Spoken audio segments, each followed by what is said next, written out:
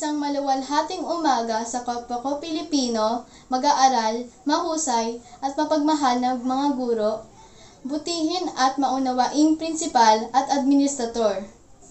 Ako po si Chelsea Aizen Gonzalez ng ika-5 baitang pangkat Mapitagan. Ibabahagi ko po sa inyo ang isang talumpati ni Kathleen Tio, ang wika ng karunungan tungo sa kaunlaran.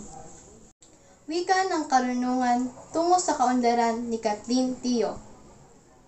Wikang Filipino. Wika ng bawat Pilipino. Ikaw, ako, tayo, iisa sa mundong pilit kang binabago. Ang wika ay isang mahalagang aspeto ng bawat kultura.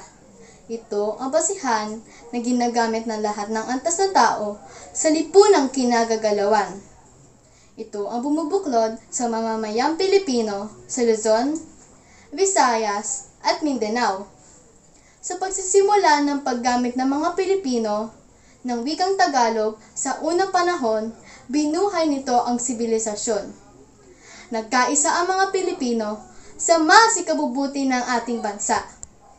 Nagkaintindihan ang bawat pangkat dahil sa pagkakaroon ng isang wika na naintindihan ng lahat. Mas mabilis ang naging daan para sa transportasyon at komunikasyon na nagbigay daan para mas dumami ang ideya at opinyon. Pinagkaisa nito ang mga nakasanayang tradisyon. Nagbigay daan ito sa mas positibong pagbabago at naibahagi ang iba't ibang kultura at paniniwala. At higit sa lahat, napanatili nito ang pagkakaisa ng bawat Pilipino kahit na may iba't ibang paniniwala. Ang wikang Filipino ang ginagamit natin tungo sa pambansang kaunlaran. Wikang ating kasangkapan sa pagkakaunawaan at pagkakaisa ng mga mamamayang Pilipino saan mang panig ng Pilipinas. Talaga ngang wala ng ibang magmamahal sa wikang Filipino kundi tayo ring mga Pilipino. Kaya't halina't pagyabungin natin ang isa sa mga pinakaiingatang yaman ng ating bansa, ang wikang Filipino. Wika mo, wika ko, at wika nating lahat.